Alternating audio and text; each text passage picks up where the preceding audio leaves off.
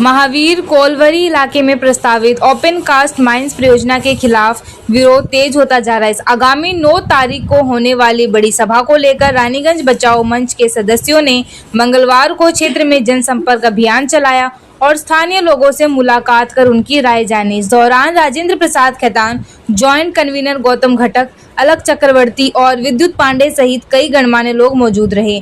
Joint convener Gautam घटक ने साफ शब्दों में कहा कि महावीर क्षेत्र के लोग ओपन कास्ट माइंस के प्रस्ताव का कड़ा विरोध कर रहे हैं। उनका कहना है कि इस परियोजना के लागू होने से बड़ी संख्या में लोगों को अपने घर बार छोड़ने पर मजबूर होना पड़ेगा, जिसे किसी भी हाल में स्वीकार नहीं किया जाएगा। उन्होंने आरोप लगाया कि कुछ ठेकेदारों द्वारा बाहरी लोगों को भेजकर स्थानीय निवासियों पर दबाव बनाया जा रहा है ताकि उन्हें इलाके से हटाया जा सके।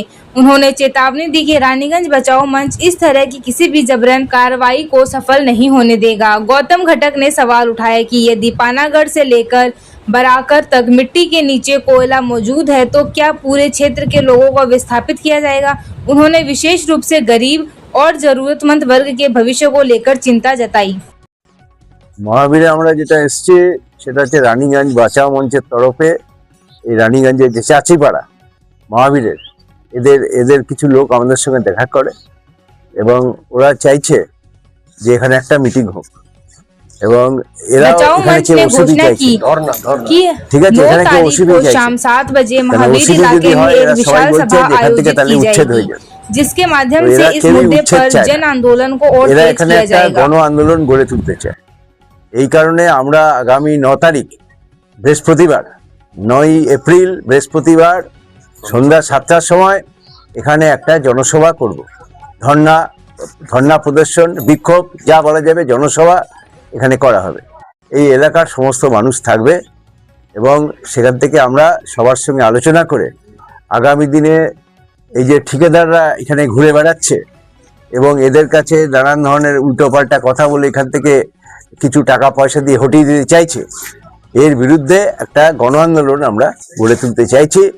আমরা রানীগঞ্জ শহরের মানুষ যেমন চাই না, এটাও রানীগঞ্জ শহর, এখানকার মানুষও চায় না এখান থেকে উচ্ছেদ হয়ে যেতে। এবং এই সবাই মিলে আমরা তো বিভিন্ন এলাকায় আমরা মিটিং করছি, রানীগঞ্জে বহু এলাকায় আমরা মিটিং করছি। এবার আমরা মহাবীরকে ধরেছি, মহাবীরের বিভিন্ন এলাকায় আমরা মিটিং করব। এবার এখান থেকে জনমত তৈরি করব, শক্তিশালী জনমত তৈরি করে এই ওসিবির যে করার যে চক্রান্ত চলছে তার বিরুদ্ধে আমরা একটা জনমত গড়ে তুলে এটাকে রোকবার যত রকম চেষ্টা আমরা করব।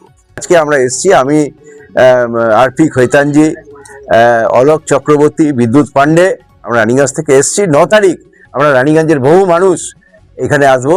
রানীগঞ্জ বাঁচাও মঞ্চ, citizens forum, chamber of commerce, বহু মানুষ এসে এদের সঙ্গে বসে আমরা আগামী দিনের যে প্রোগ্রাম সেটা আমরা নেব। এখানে ঠিকাদাররা ঘুরে বেড়াচ্ছে, ইসিএল যে ঠিকাদার লাগিয়ে দিয়েছে তারা এসে এদের সঙ্গে কথা বলেনি, এসে বলছে আমরা সার্ভে করছি, অমুক করছি, ইত্যাদি করছি, ঠিক আছে।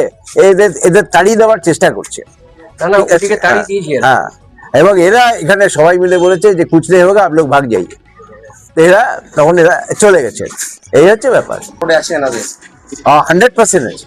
মানুষ যেখানে আছে, মানুষ যখন চাইছে না তা আমরা ডেফিনেটলি আমরা এখানে আন্দোলন গড়ে তুলব। যাবে কোথায় তো গভর্নমেন্ট তো এটা ভাবছে না কোথায় যাবে। গভর্নমেন্ট চাইছে যেখান থেকে তুলে চলে দিতে, ঠিক আছে। আর গভর্নমেন্ট কোথায় নিয়ে যাবে সেটা তো আমরা জানি না।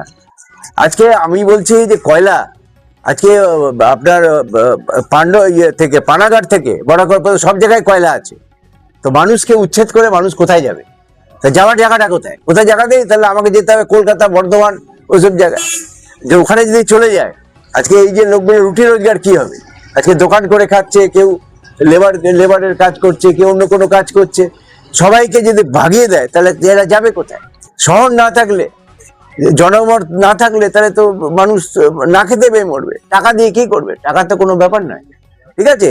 এই জন্য সবার জনমত আমরা গড়ছি যাতে শহর বাঁচে, এলাকা বাঁচে, ওয়ার্ডগুলো বাঁচে। এই জন্যই আমরা আন্দোলনটা গড়ছি, প্রচার চালাচ্ছি। আমি গৌতম ঘটক, রানীগঞ্জ বাঁচাও মঞ্চের জয়েন্ট কনভেনর।